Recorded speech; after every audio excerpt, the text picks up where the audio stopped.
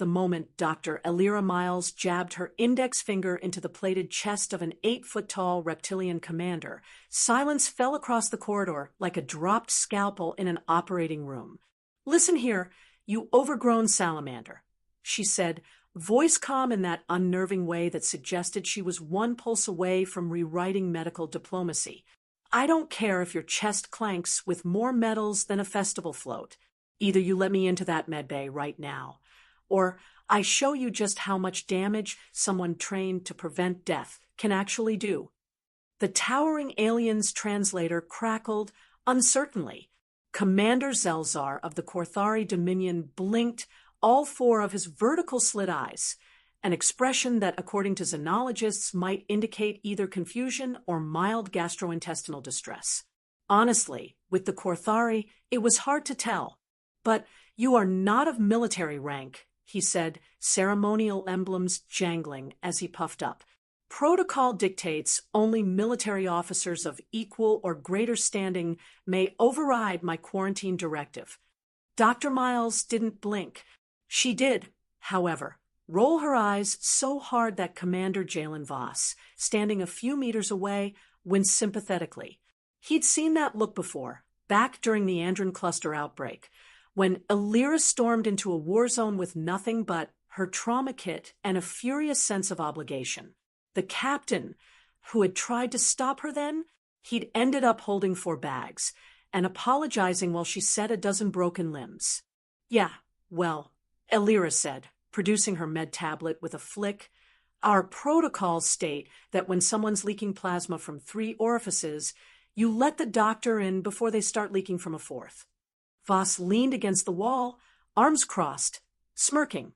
It was going to be one of those shifts. But the chain of command, Zelzar tried again. "For Star's sake," Elira muttered. "Jalen, explain to Lizard Caesar here what happens when someone blocks me from saving lives. I'm a bit busy pulling up Section 47B of the Interspecies Medical Compact, signed by his government last year." "Sir," Voss said with diplomatic neutrality he had to summon from the marrow of his bones, "you really might want to let her through. Once Doc gets that tone in her voice, even fleet admirals apologize. She is just a civilian." Zelzar sputtered, though he did shift half a step back as Elira advanced with her tablet, like it was a courtroom summons. Elira's smile could have flash-frozen lava. "Let me explain something about human medical training. We spend over a decade learning exactly how the body can break. Every tendon, every organ, every catastrophic failure mode. We're walking anatomical demolition blueprints. We just choose not to use that knowledge destructively." She tapped something on her tablet. It beeped ominously. "Also, fun fact, about 60% of our medical terms come from dead languages. I can curse you in Latin, and your translator won't even flag it as offensive." The Korthari commander's scales had gone from cool indigo to a blotchy, startled teal. But regulations." "Oh, good," Elira interrupted. "Let's talk about Regulation 23C, Paragraph 4, which states the ranking medical officer holds equal authority to a flag officer in an emergency. Now, guess who the ranking medical officer is on this station?" "You are," Zelzar admitted, his tail curling protectively. "Ding, ding, ding. Would you like to discuss the 18 violations of medical protocol I've observed in the past 3 minutes? Or open the door and let me keep Lieutenant Naven alive?" The medbay doors slid open with a hiss, just as she finished the sentence. "Excellent choice." She breezed past the stunned commander, medkit already unfolding. "Voss, inform their staff I need full access to their xenobiology records and any plasma burn case files. Also, someone find me coffee. The real kind. From Earth. Not that recycled soy-based synth sludge from the mess deck. I'm about to perform miracle-level triage, and I do not do that on decaf." Inside the bay, Korthari medics froze mid-procedure as Elira took over like a force of nature wrapped in lab coats and caffeine. Outside, Commander Voss turned to Zelzar, who looked like he'd just watched his ship get vaporized in slow motion. "Don't take it personally," Voss said kindly. "Last month, she made a Zarkal High Chancellor cry for suggesting human surgeries were barbarically invasive. She still fixed his endocrine collapse. She's like that." "I do not understand," the reptilian commander murmured. "She is not ranked. She does not follow the hierarchy. How do you maintain order?" Voss chuckled. "We don't. Not when it comes to doctors like her. They operate on a different kind of hierarchy, one where saving lives outranks anyone's shiny shoulder plate. But how do you prevent chaos?" "Oh, Admiral," Voss said, clapping him on the shoulder. "Human doctors thrive on chaos. They're basically sorcerers with medical degrees. The rest of us just try to survive the storm." From inside the med bay. "No, that's not where the human liver is. And who organized these scalpels? This looks like a game of pin the trauma on the victim." "Perhaps," Zelzar whispered, his scales flashing an alarming maroon, "we should revisit our protocols." Voss nodded. "Maybe wait until after she saves Naven's life. And maybe after she's had 2 coffees. "Commander Voss," came the cry. "On it," he called, already heading for the mess hall's emergency espresso stash. "And trust me, right now, her orders outrank yours." He heard Zelzar mutter under his breath as he walked away. Chaos wizards with scalpels. No wonder they survived first contact. Admiral Zelzar of the Korthari Dominion had faced downspace anomalies, rebel armadas, and once a sentient nebula that tried to digest his flagship. None of that compared to the psychological trauma of standing in the hallway after Dr. Elira Miles passed through it like a diplomatic hurricane, with a stethoscope. She overrode command protocol," he stammered, scales a jittery magenta as his tail coiled in reflexive dismay. Commander Jalen Voss handed him a calming brew, though the alien equivalent was more like liquid steel with electrolytes. "Sir, she didn't just override it. She duct-taped it to a gurney, wheeled it into triage, and lectured it until it apologized. She's a civilian." "She's a human civilian doctor," Voss corrected. "That's an entirely different subclass of chaos." Inside the med bay, the atmosphere had shifted from panic to something uncomfortably close to awe. The Korthari medical staff, stoic, protocol-bound, and famously resistant to external input, were now trailing behind Elira like anxious interns, nodding furiously as she reorganized their entire trauma response layout in real time. "You," she barked, pointing to a 6-eyed medic who just tried to apply a plasma gauze upside down. "Hand me the vascular sealant, not the dermal mesh. Do you want this poor lieutenant to clot or exfoliate?" Lieutenant Naven, barely conscious on the surgical platform, mumbled something that sounded like "exfoliate later" before passing out again. Elira muttered under her breath as she rerouted fluid lines with one hand and initiated tissue Regan protocols with the other. These supply drawers are organized by alphabetical priority, which is fine if you're a librarian and not someone fighting arterial spray at 2 a.m. She tapped her tablet. A schematic of the medbay flashed up, instantly reshuffling with color-coded zones. "Congratulations," she said, turning to the stunned staff. "You've just passed Remedial Medical Bay 101. Next up, not dying of incompetence." At the door, Voss watched with the air of someone who had made his peace with chaos long ago. "She's informed today." Admiral Zelzar's scales were now pulsing between deep green and violet. Is she allowed to do all this?" "She has to," Voss said simply. Section 47B, Interspecies Medical Compact. Any ranked medical officer has full authority over patient care during emergencies, including overriding local command and resource allocation. "But she's not ranked." "She's human ranked," Voss corrected. "It's like a black hole. You don't measure it in standard units. You just hope it doesn't collapse the structure of your entire command protocol." The Admiral clutched his breastplate. This was not in our first contact briefings. It is now, Voss said, handing him a data pad. Section 47B, highlighted in 6 languages. They updated it after the Proxima incident. Remember the diplomat whose pancreas exploded during a reception? I thought that was exaggeration. Yeah, so did the diplomat. Back inside, Elira completed the procedure with terrifying efficiency. The regeneration module chirped and all clear, and the med staff collectively exhaled.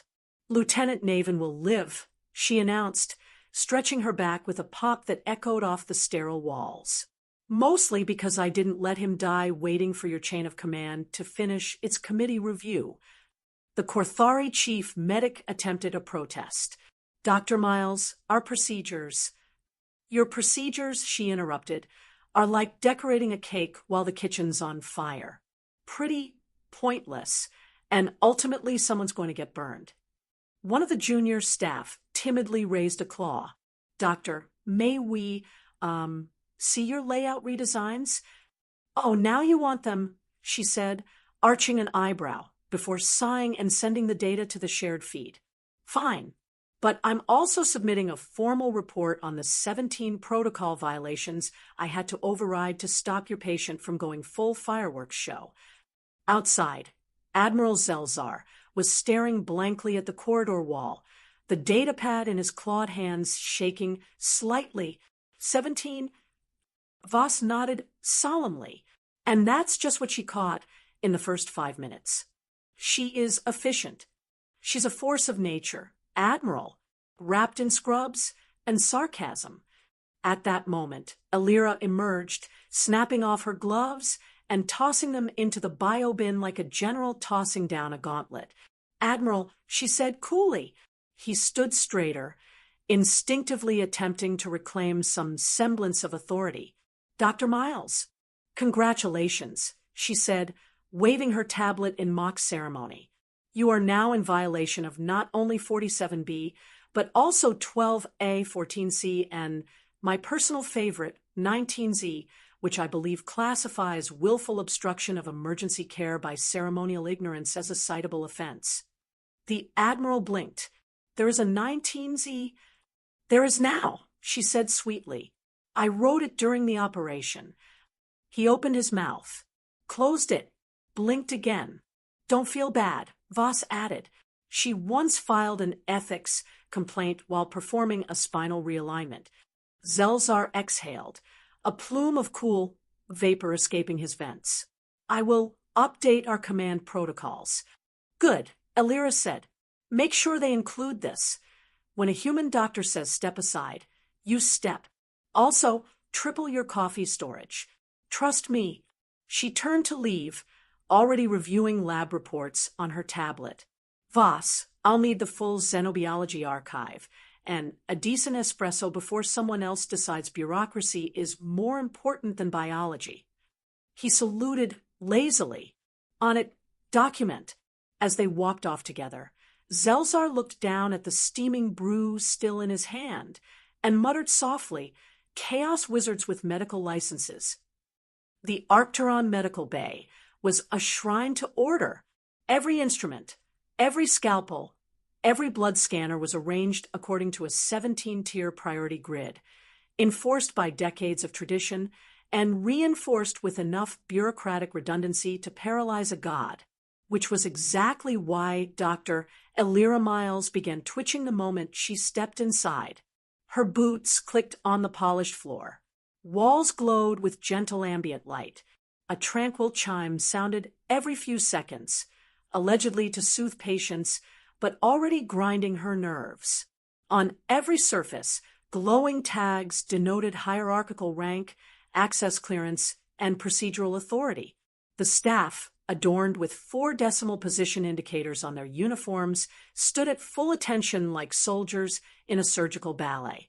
Elira took one long, slow sip from the titanium coffee mug she now carried like a diplomatic badge of office. Right, she said, eyes scanning the room like a predator evaluating prey. Lesson 1. She pointed at the room's perfection.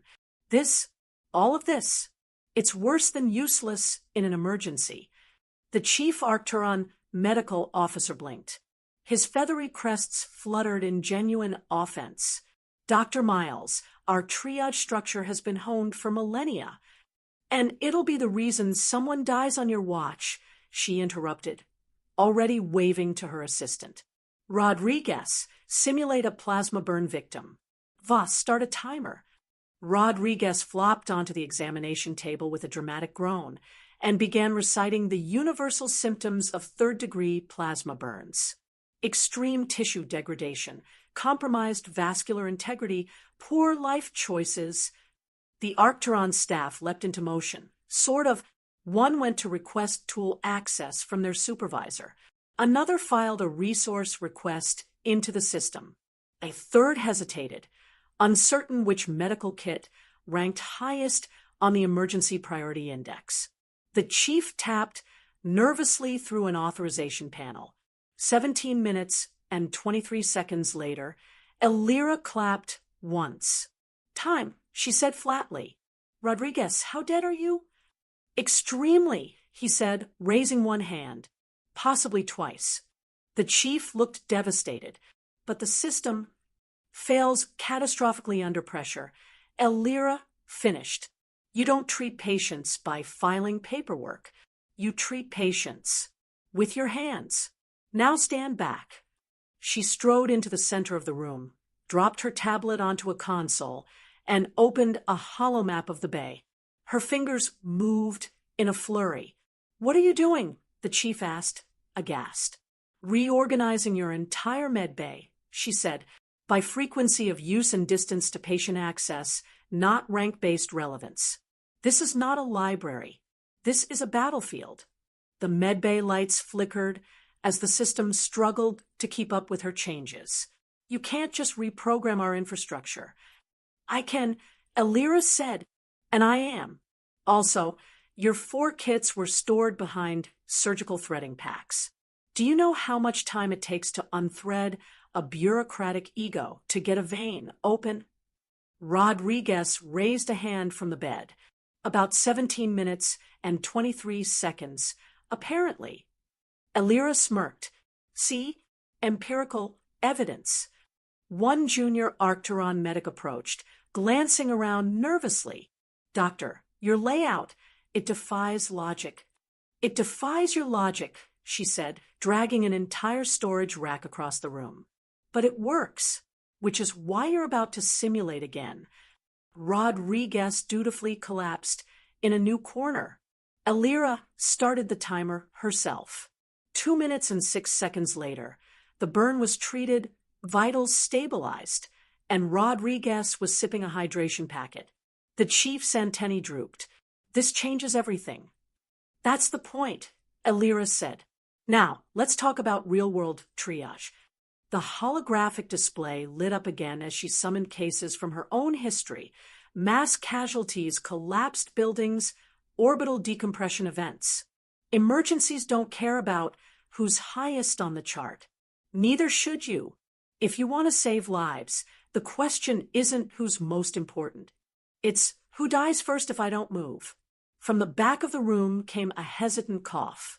Admiral Zelzar stood there, still recovering from the trauma of having his ceremonial authority repurposed as a case study in failure. His scales had a lingering violet hue.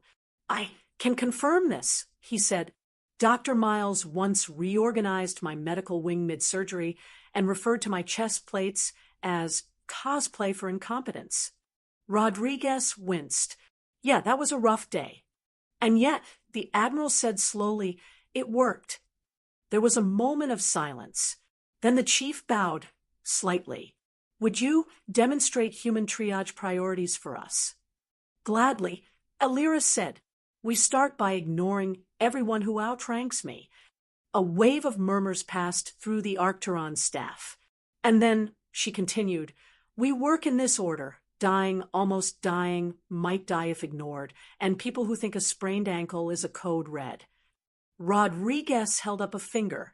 You forgot, people who ask if they can have a lollipop after. Those go in the might live, but at what cost category? Elira replied. By the end of the seminar, the medbay looked like it had been hit by a benevolent tornado. Cabinets were relocated, protocols rewritten, and personal rank tags removed. More importantly, the staff stopped checking their clearance badges and started treating patients like patients. As they packed up, Elira leaned against the console, sipping coffee with an air of smug satisfaction. "Voss," she said, "I want this on record. I performed a complete procedural exorcism, and no one cried this time." "Not out loud," he said, glancing at Zelzar.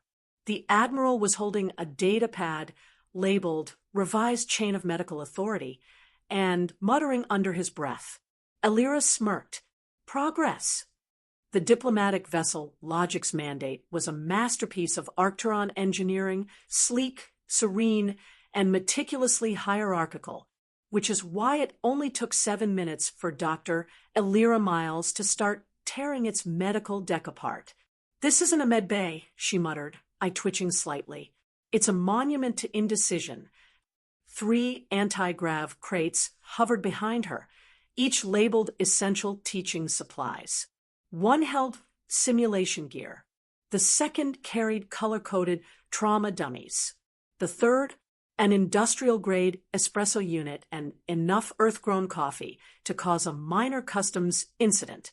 She entered the main seminar chamber, an amphitheater of clinical chrome and polished logic, accompanied by Lieutenant Rodriguez and Commander Voss.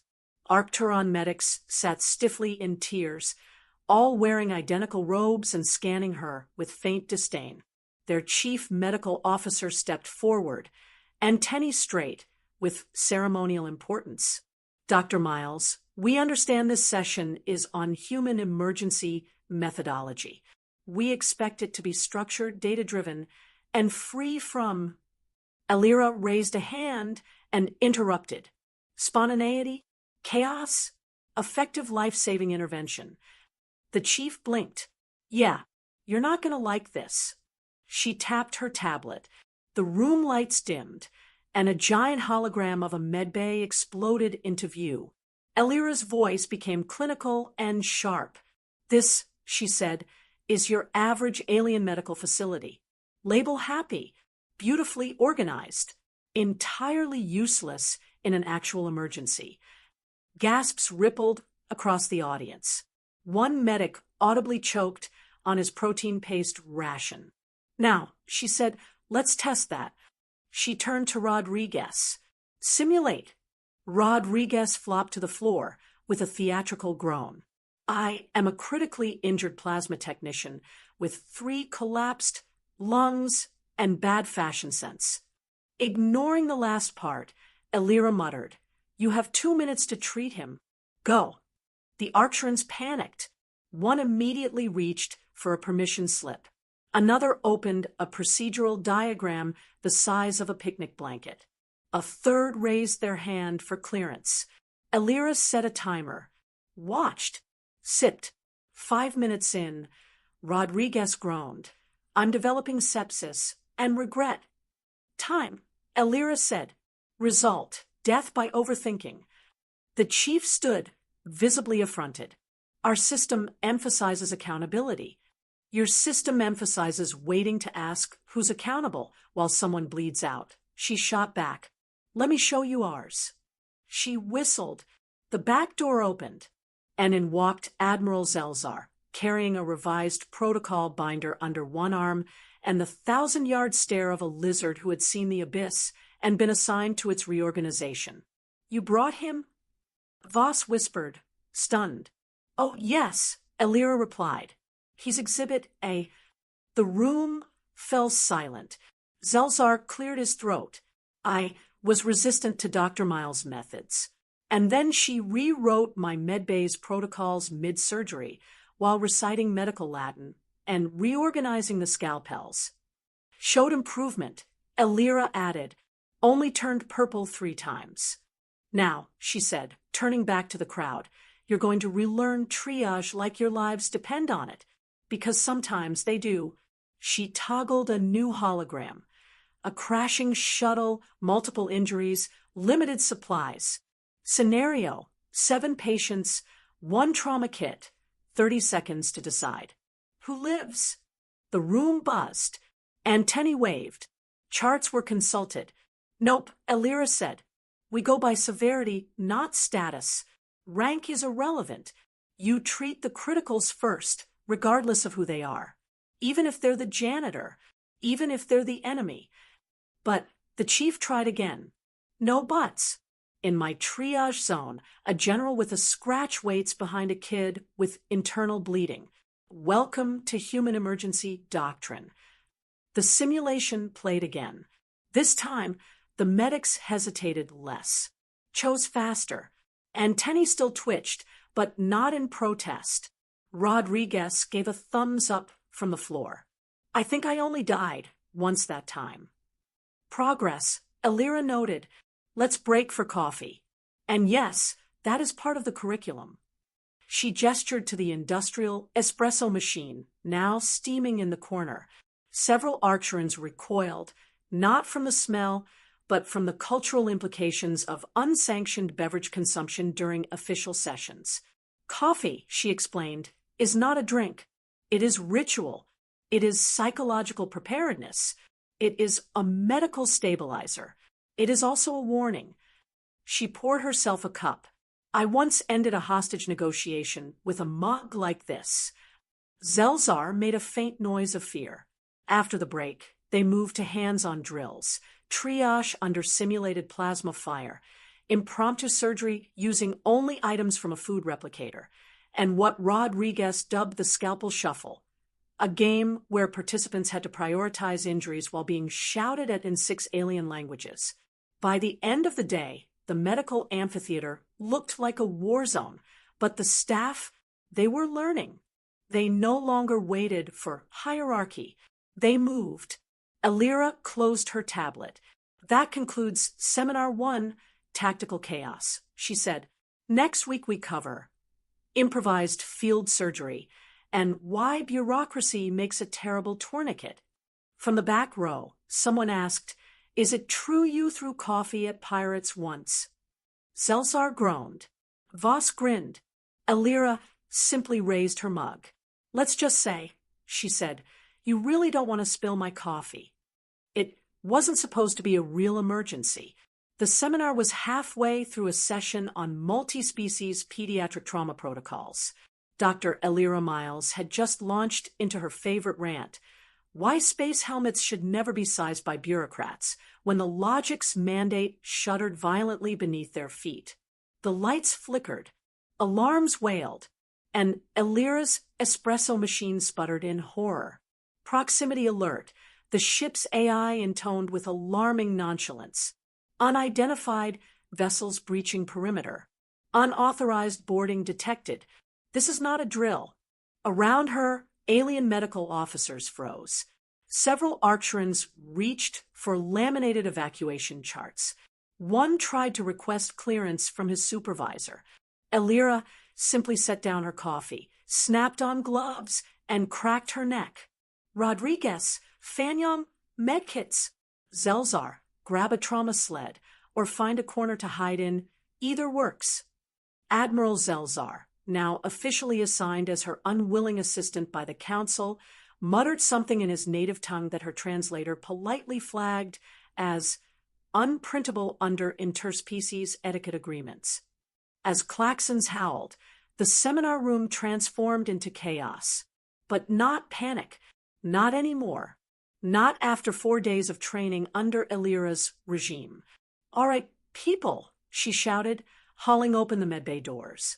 Time to put your revolution to the test. First team, engineering deck. Crystalline species? You're fireproof. Guess where you're going. Second team, civilian shelter triage.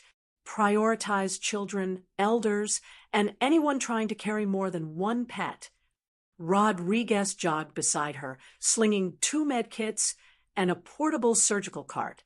Pirates? Probably. Elira growled. Though frankly, I wouldn't care if it were a herd of rampaging snack bots. Someone's going to bleed, and I'd rather not waste time finding out who fired first. By the time they reached the central corridor, plasma scorches already marked the walls. One of the bulkhead doors had partially melted. Behind it, an unconscious Korthari soldier was being dragged by a young Relian civilian with shaking crystalline limbs and no sense of self-preservation. "Hold it!"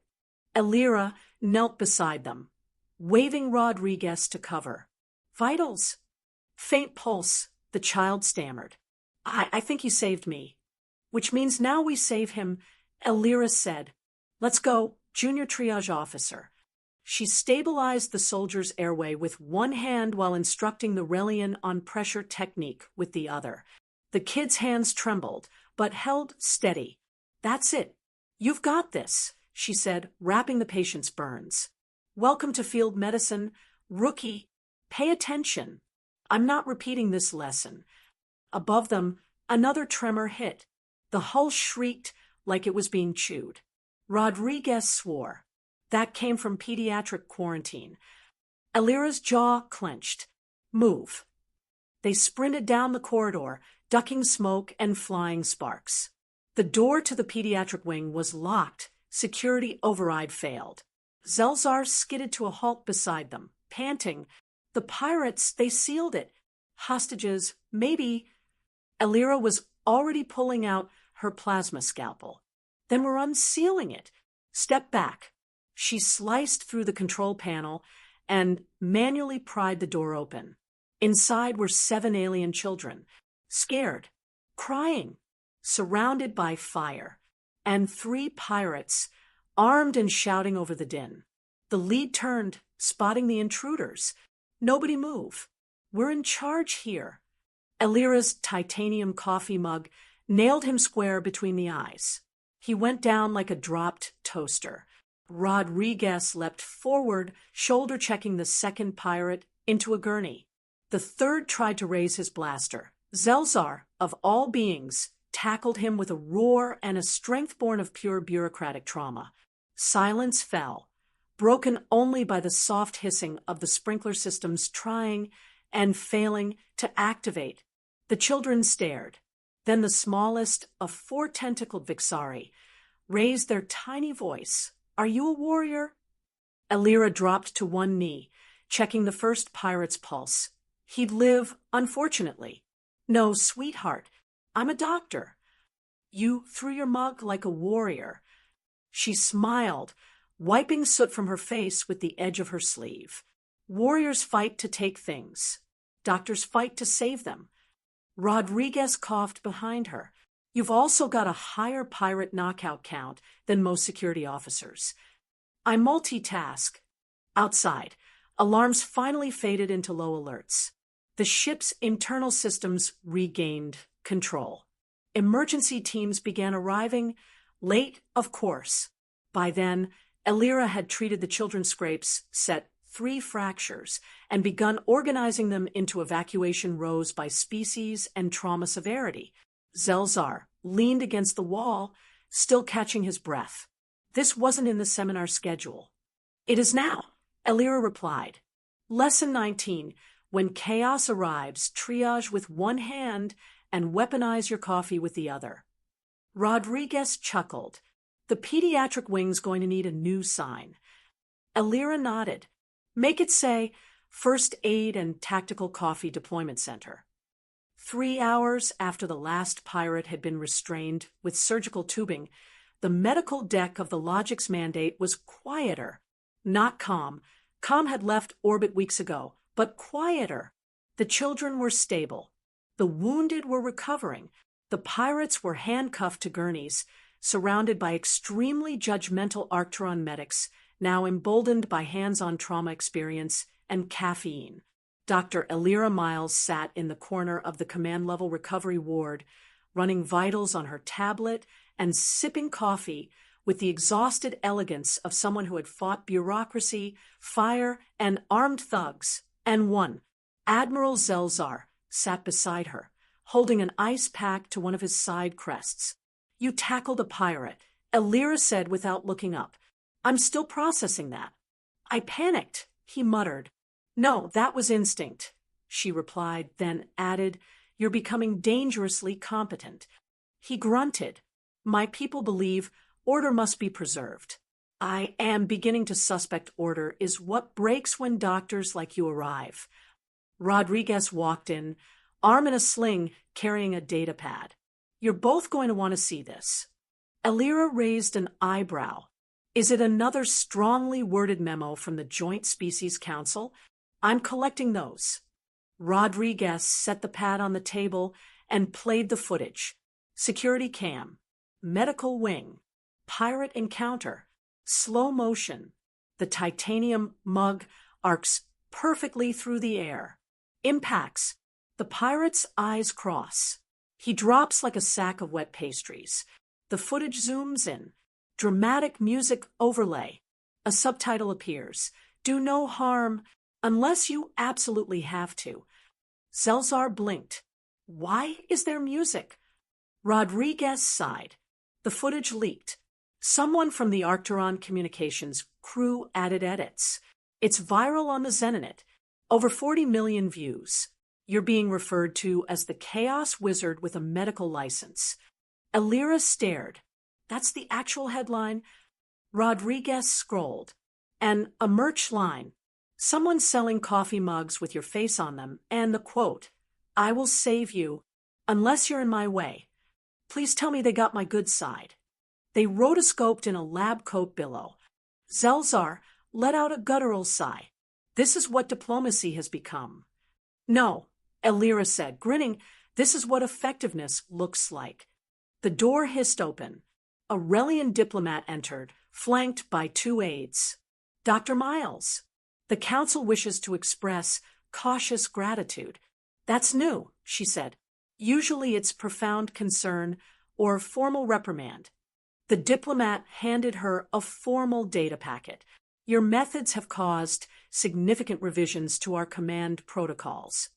Oh, you mean improvements? Your sarcasm is noted. Elira opened the file. Read. Then laughed. Loud, unrestrained. What? Zelzar asked, wary. They've just ratified a new clause. In emergency medical situations, human doctors are to be considered autonomous units of triage sovereignty, unbound by conventional hierarchy. Rodriguez whistled. That's a fancy way of saying, don't even try to stop her. The Relian diplomat continued. Furthermore, several species are requesting you lead seminars on cross-disciplinary crisis intervention. Elira raised an eyebrow. Cross-disciplinary. Not just medical, the diplomat said. Also diplomatic, tactical, and cultural crisis scenarios. They believe your unconventional approach may yield new protocols for high-stress interspecies coordination. Elira leaned back. So let me get this straight. I assaulted pirates with caffeine, yelled at ranking officers, rewrote medical law mid-surgery. And now I'm being asked to teach a masterclass in cosmic-level crisis management. Yes, I'm going to need a bigger mug. Zelzar groaned. And more ice. Rodriguez smiled. And a fire extinguisher, just in case someone questions her rank again. Back in her office, such as it was, a repurposed equipment closet with 2 chairs and a coffee machine that may or may not have been sacred now. Elira framed the official protocol update. Underneath it, she hung the new inscription. Chaos Wizard with a scalpel, licensed, caffeinated, and now council-endorsed. She sipped her coffee. Somewhere across the ship, alarms went off again. She stood. Sigh, she said, grabbing her mug. They never learn. The phrase standard operating procedure never survived long around Dr. Elira Miles. Especially not when pirates were involved. Especially not when said pirates had barricaded themselves inside the backup medical storage bay and were shouting demands like, we want a shuttle, immunity, and all the regenerative gel packs you've got. Elira sipped her coffee and turned to Rodriguez. Do they think the gel packs are currency? They tried to eat one, he said. So maybe... She sighed. Right. Time to improvise. Admiral Zelzar blinked. You're not part of security. I'm not part of anything, she replied, already strapping surgical tubing across her arm like a bandolier. That's the terrifying part. Rodriguez handed her a trauma kit. What's the plan? Non-lethal suppression, she said. Also dramatic irony. Zelzar, bruised and perpetually behind on the logic curve, followed them to the sealed bay. Inside, the pirates paced, armed and loud. Elira activated the intercom. This is Dr. Miles. You're currently occupying a medical bay. One pirate snarled into the mic. We know. You have 30 seconds to surrender. Or what? The lead shouted. You'll patch us up to death. Elira cut the line and turned to her team. Rodriguez, distract them. With what? She handed him a flashing diagnostic wand and shoved him toward the emergency panel. Moments later, the doors hissed open and chaos waltzed in with a lab coat and clinical indifference. Rodriguez went left, waving the wand like a malfunctioning conductor. Hey, who wants to play guess the internal bleeding? The pirates turned just in time to see Elira swing into the room, slinging a coil of surgical tubing like a lasso. One got it around the ankles and collapsed with a surprised yelp. Another tripped over a rolling gurney she'd kicked across the floor. The third, larger, meaner, and apparently resistant to slapstick, raised his weapon. Zelzar, of all beings, moved. With the grace of a falling fridge, he tackled the pirate into a rack of sterile gauze.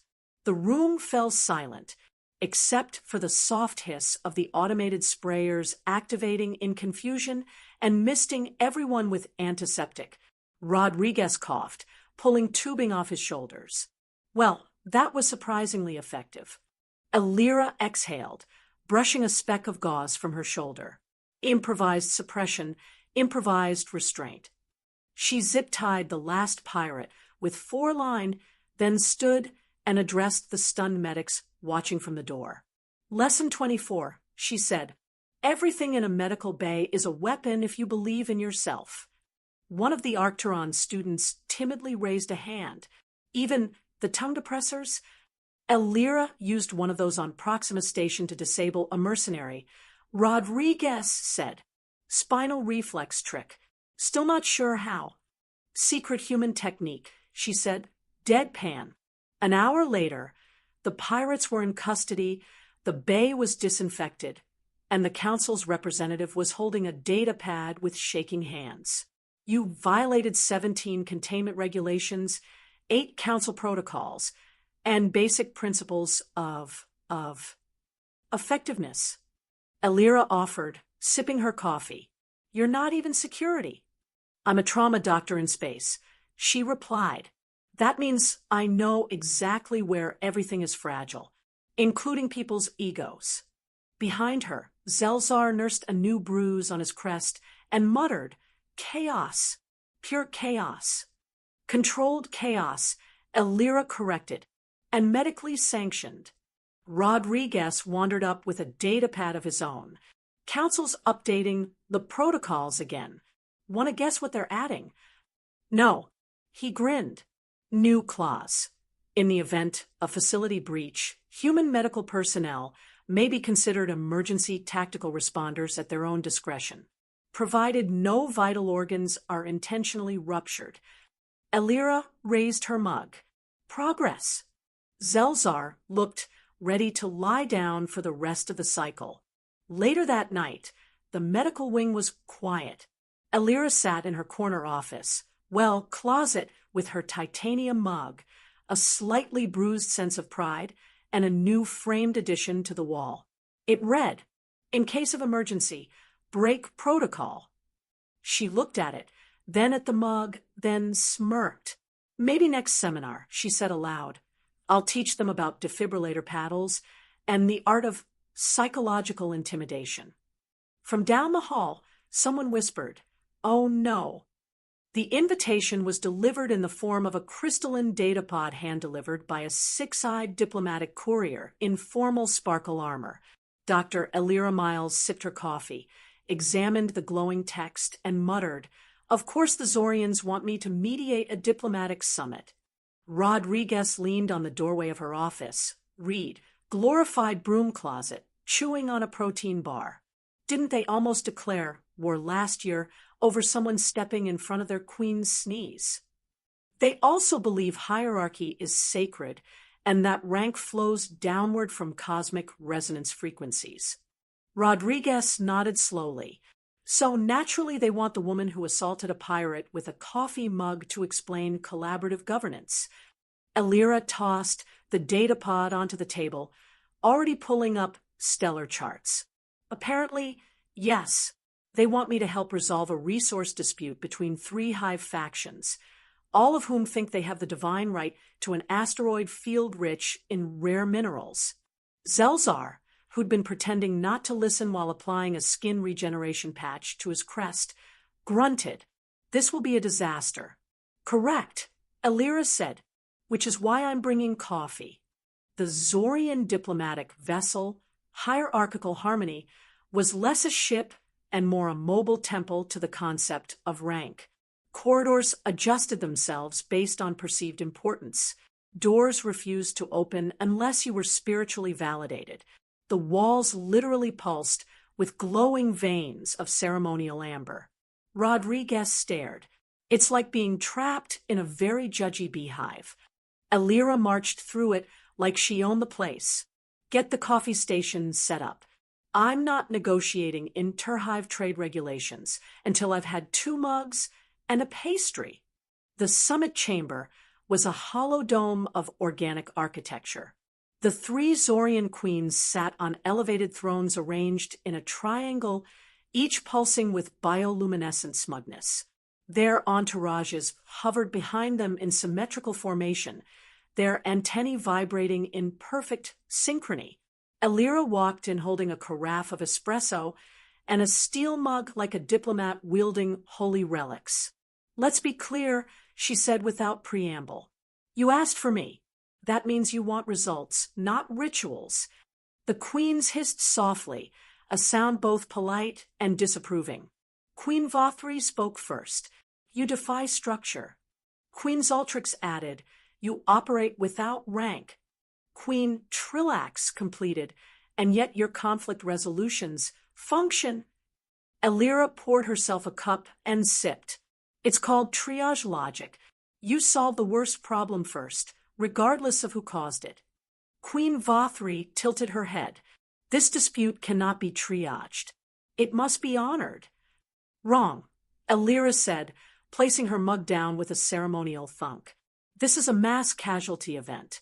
Economic collapse, food shortages, civil unrest, those are your patients. So let's apply emergency medicine. She tapped her tablet. Holograms bloomed above the room. Charts, population impacts, mineral needs, projected collapse models. I did the math. If you divide the asteroid field based on historical lineage, 2 of you lose access to critical resources. That leads to starvation and war. The queens hissed louder, but Elira continued.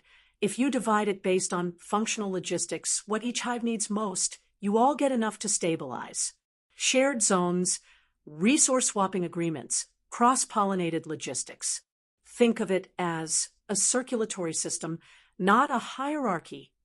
Queen Trillax's antennae twitched, but that defies rank. So does internal bleeding, Elira snapped. You don't check a patient's ID before clamping an artery.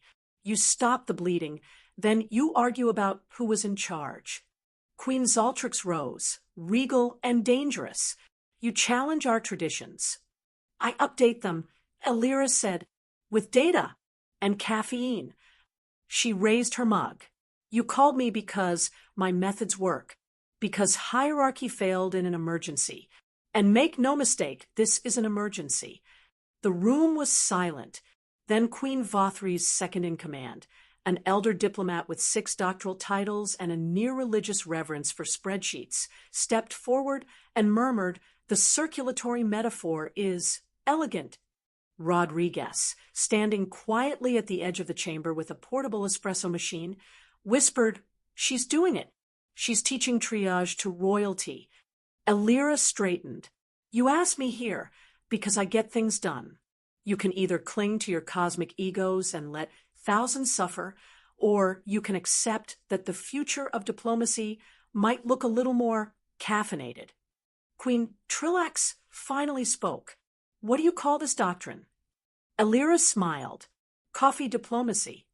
3 days later, the Zorian Accord was signed, an unprecedented tri-hive cooperation treaty organized like a trauma response network, shared mining rights, emergency resource triage councils, and, for reasons Elira didn't fully understand, a statue of her holding a steaming mug installed in their central chamber.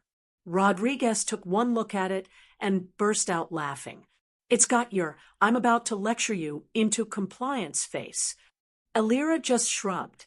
Not the weirdest thing I've done this cycle. Zelzar grumbled. At least they didn't make you queen. Elira sipped her coffee. They tried. Dr. Elira Miles didn't ask to become the galaxy's unofficial emergency mediator. She just didn't say no fast enough. Word of the Zorian Accord had spread like a caffeine-fueled wildfire. Overnight, species who hadn't agreed on anything in centuries suddenly wanted to know how a coffee-obsessed human doctor got 3 hive queens to sign a treaty without yelling, war, or passive-aggressive planetary embargoes. Naturally, the Joint Species Council responded the only way they knew how. More summits. And more Elira. Is this how diseases feel during an outbreak? She muttered, walking into Unity Station's grand chamber. A sprawling, floating, multi-level space where political gravity was more volatile than stellar flares. Rodriguez adjusted his uniform jacket, now emblazoned with a new, unofficial emblem. A coffee mug inside a crossed scalpel and data tablet. You're the vaccine and the side effects. Unity Station was hosting delegates from 34 species, many of whom didn't breathe the same gases, metabolize food the same way, or agree on the direction chairs should face during discussions. It was chaos. It was bureaucracy. It was a disaster. Elira fit right in. The central crisis? An outbreak of interplanetary trade disruptions, ecological imbalances, and a refugee crisis caused by resource mismanagement and archaic chain-of-command failures. In other words, a galactic-scale mass casualty event. Elira clapped her hands as she took the central podium. All right, welcome to your group diagnosis. You're all sick. Diplomats stared. Antennae twitched. Gills fluttered. Someone gasped in 3 octaves. Rodriguez leaned on the back wall, whispering to Zelzar, "Here comes the crash cart of reform." Elira activated the holoprojectors. One by one, planetary profiles appeared, highlighting failing systems, blocked resources, wasteful redundancies. This, Elira said, pointing to a tangled schematic of bureaucratic loops, is your circulatory system on hierarchy. Slow, clogged, dying. She tapped her tablet. A new map flared to life, designed like a triage chart. Here's what happens when we treat the emergency, not the ego. This is interstellar triage. We prioritize by crisis level, not rank, not legacy, not tradition. The Vraxian delegate raised a tendril. That's not how galactic policy works. It is now, Elira replied. You want peace? You want function? Then drop your obsession with who gets to speak first and start asking who's bleeding out. A new diagram appeared, built on the Zorian triage model. Planetary pairings based on needs. Shared energy corridors. Cultural mediation councils. Medical logistics integrated into diplomatic rotations. You created this, a representative from the Drell Confederacy asked, eyes wide. I improvised this, Elira said, in between surgeries, hostage rescues, and scalding lectures about coffee quality. Someone coughed politely. We thought you were just a doctor. I am, she said, which is exactly why this works. Doctors don't ask who started the fire. We put it out. We stabilize. And we build systems that prevent the next one. She stepped back. Now vote. Or bleed. 6 hours later, 33 of 34 species had signed the Unity Accord for crisis-based interstellar cooperation. The one abstaining representative, the Lixari, cited religious incompatibility with statistical models, but still agreed to review the terms over coffee. Rodriguez leaned against the wall as Alira sat on the edge of the diplomatic platform, sipping quietly. He said, "I think you just turned the galaxy into an ER." Alira smirked, and now it's time for its follow-up exam. 2 weeks later, Unity Station held its first official medical diplomatic crossover simulation. It was complete chaos. 5 ambassadors fainted. One species declared Alira a living deity. Zelzar wept quietly in a supply closet when someone mistook a scalpel for a ceremonial gavel. And yet, systems started changing. Planetary governors began using emergency triage models for disaster response. Trade lanes were restructured based on ecological load balancing. Even the Arcturans updated their decision trees to include something previously unthinkable: flexibility. In Alira's now semi-official office, upgraded from closet to strategic crisis coordination room, with a window, she hung the newest framed protocol. In galactic-scale emergencies, defer to the nearest qualified human medical professional, preferably one with caffeine. Rodriguez walked in, holding a data pad and a grin. "You're scheduled to speak at the Galactic University's commencement next cycle." Alira raised an eyebrow. "Why?" "They're naming a department after you." Alira Miles, professor of improvisational diplomacy and emergency coffee deployment. That's the working title. She raised her mug. "Good. Let's keep them guessing." The plaque went up quietly. No ceremony, no ribbon cutting, just a brushed titanium square outside the Unity Council's central hall. The Miles Protocol.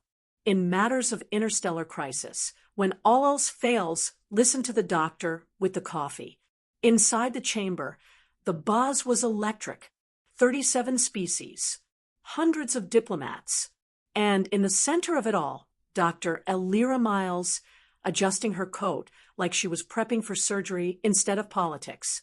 Rodriguez leaned against the mobile espresso unit in the corner. "You nervous?"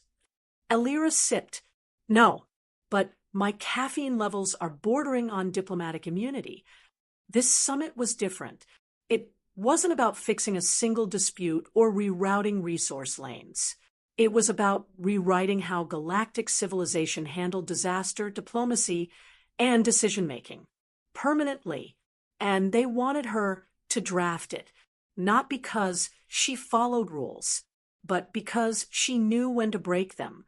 The session began with the usual formalities: species acknowledgments, environmental calibration, linguistic syncs.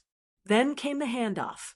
The chair of the council, a 3-headed Arquinian known for indecisiveness even in tripart, nodded to her. "Dr. Miles, the floor is yours." Alira stepped forward.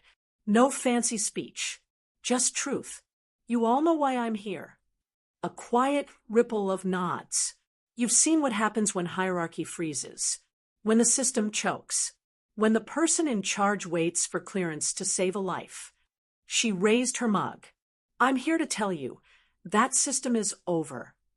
A hologram burst to life behind her. Flowcharts, footage, emergency response overlays. But this time, not just medical. Trade collapses, evacuations, disaster zones, peace talks interrupted by outdated protocol. Everything I've taught, from triage medicine to interhive diplomacy, boils down to this: prioritize the problem, not the politics. She walked slowly in a circle, making eye contact with delegates who once thought rank was sacred. You need new reflexes, fast ones. You need a framework that empowers those who see the crisis first, who act first, who know what's at stake before the command chain finishes arguing. Another diagram.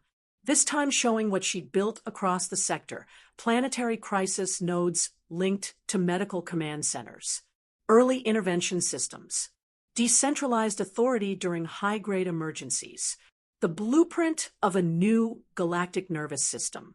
She turned back to them. "I'm not asking you to trust me." She tapped her tablet. "I'm asking you to vote to trust the right people at the right moment, even if they were scrubs instead of metals." The chamber was silent. Then, one by one, representatives stood. Not for applause, for consensus. Later, in a much quieter room, Elira sat with Rodriguez and Zelzar, looking out over the planetary arc of Unity Station. The stars outside blinked in slow rhythm, like a heartbeat finally stabilizing. Rodriguez handed her a data pad. It passed all articles, including the one about medical field authority during political deadlock. Elira raised her eyebrows. Even the clause about emergency espresso requisition? He grinned, especially that one. Zelzar sighed. "You've changed everything." "No," Elira said, leaning back. "I just diagnosed the infection. The galaxy cured itself." He looked over at her mug, now dented and framed beside her desk. "You going to retire that thing?" She shook her head. "Not until the universe stops bleeding." And so the galaxy shifted, not with weapons, not with declarations, but with one human doctor who refused to wait for permission to save lives. Her legend traveled faster than FTL. The phrase "pulling a miles" became slang for necessary insubordination. Coffee became a recognized diplomatic stimulant. And across the stars, crisis centers adopted a new rule. In an emergency, listen to the one holding the scalpel and the mug.